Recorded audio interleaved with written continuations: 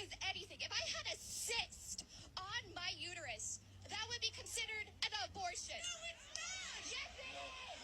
No, it's not. Yes, it is. Look at, okay, anything that is involving the uterus. Well, no, in order for it to be an abortion, it must be a human life. No.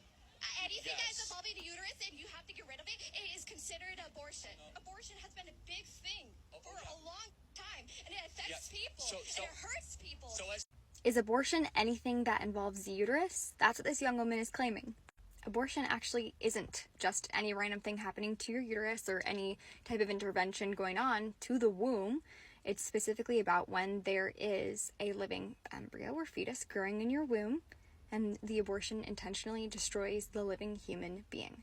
Now, sometimes I think the word abortion gets used for different things in our culture. Like, for example, miscarriage care sometimes gets described as an abortion. But if a child has already passed away, then taking interventions to remove the body of a deceased child from the mother's womb when the child's heartbeat has ceased is not an abortion. I've heard it said before by secular pro-life that, is there any difference between cremating a dead person and setting a living person on fire? Yeah, pretty big difference, right? But it's the same process.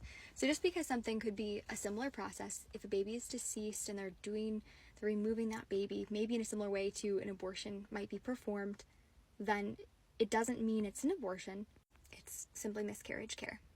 So usually it's the miscarriage case that gets confused as an abortion, but in this case, this girl is actually taking it further, where to her, the definition of abortion has really been lost. So, just to be clear, people who are anti-abortion, I'm anti-abortion, part of this movement to see abortion stopped. We're not against women's health care. We're not against interventional care for women. So if you have endometriosis and you need to have an excision in your uterus, not against that. If you are a woman who's experiencing, women's health cancer of some kind and you have to go get radiation, like, we're not against women receiving health care or care for their uterus. We're against the intentional killing of a living human being who's growing in their mother's womb. And abortion is a specific procedure that targets a living human in the womb, either through, crushing that baby's skull, poisoning them with the abortion pill, suctioning the baby's entire body away into a suction canister. These are procedures that kill a living human. It's not about trying to heal and fix the mom's womb, like this woman is getting at all these examples of different forms of women's health care. Abortion is specifically about killing a living human, and that is what people who are anti-abortion oppose.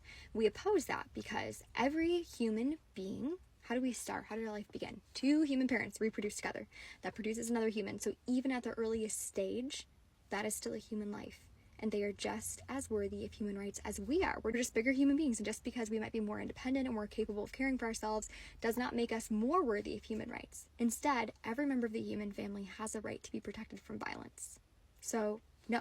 The anti-abortion movement is not against every type of intervention a woman could have in her uterus. It is specifically about the kind that kills humans, and that is abortion, the direct and intentional killing of a living human.